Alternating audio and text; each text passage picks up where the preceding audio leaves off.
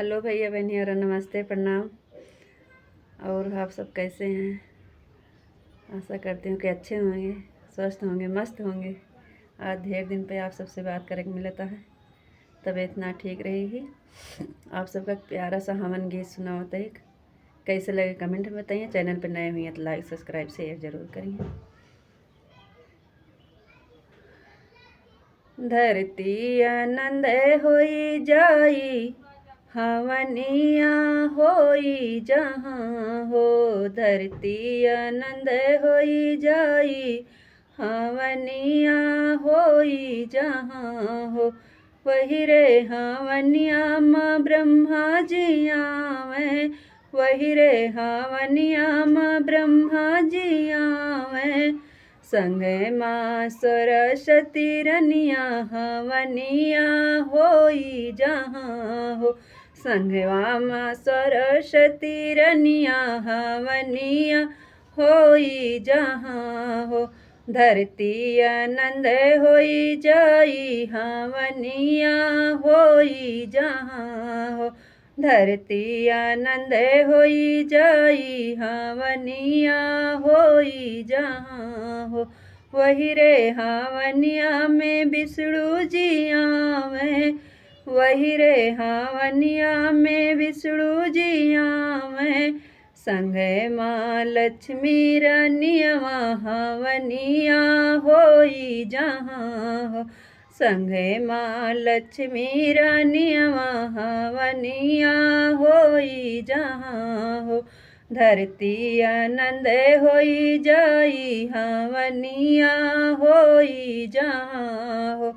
धरती आनंद होई जाई, हवनिया होई जहाँ हो।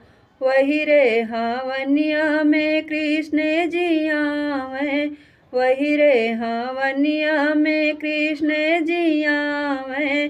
संगे माँ राधा रनियवा, हवनिया होई जहाँ हो। संगे माँ राधा रनियवा, हवनिया होई जहाँ हो।